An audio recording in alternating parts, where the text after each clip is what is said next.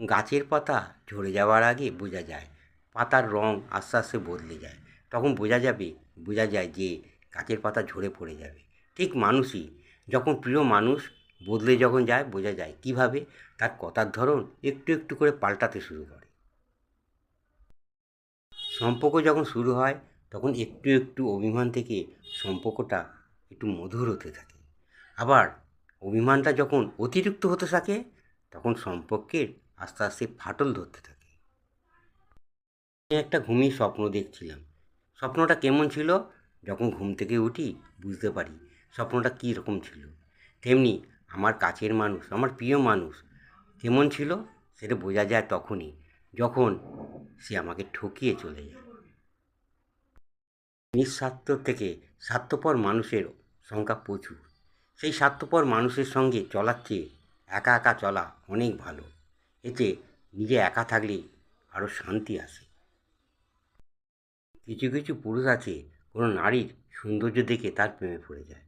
তার মনটা দেখে না, তার অর্থ দেখে না, তার যোগ্যতা দেখে না, শুধু প্রেমেই পড়ে যায়। আবার কিছু নারীও আছে, কোনো পুরুষের সফলতা দেখে, তার প্রাচুর্য দেখে, তার অর্থ দেখে প্রেমে পড়ে যায়। তাহলে সেটা প্রেম নয়, সেটা হচ্ছে লালসা। খুনির শাস্তি হয়, ফাঁসি হয়, অনেক রকম শাস্তি তাদের ভোগ করতে হয়। কিন্তু যারা ভালোবেসে বেইমানি করে ঠকিয়ে চলে যায়, তাদের কোনোদিন শাস্তি হয়? তাদের কোনোদিন শাস্তি হয় না। তাদের শাস্তি কে দেবে? তাদের শাস্তি দেবে উপরওয়ালা।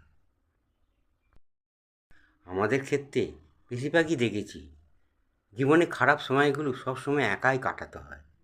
কারণ মানুষের যদি কষ্ট দেখে, তারা অনেকে আনন্দ করে, উপভোগ করে। কিছু করার নেই, তাদের দিকে তুমি তাকাবে না। কিছু হারিয়ে গেলে মনে তো কষ্ট হয়ই, কিন্তু তার থেকে বেশি কষ্ট হয় যাকে আমি খুব ভালোবাসি, যে আমার খুব প্রিয় মানুষ, সে হঠাৎ কোনো কারণে বদলে যায়, তখন মনটা আরও বেশি কষ্ট হয়। আপনি যদি নিজে ঠিক থাকেন আর অন্যের চোখে কেউ যদি আপনাকে বাঁকা চোখে দেখে, তাতে কোনো যায় আসে না। কারণ আপনি তো নিজে জানেন আমি ঠিক, আপনি সোজা।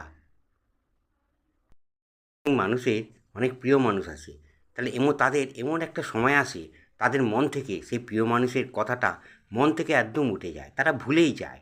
তারপর কোনো কারণে পরবর্তীকালে হঠাৎ যদি তার মনে পড়ে যায় তার কথা, তখন তার প্রতি তাদের ঘৃণা চলে আসে। শুনেছি মন খুলে হাসলে জীবনটা নাকি খুব সুন্দর হয়।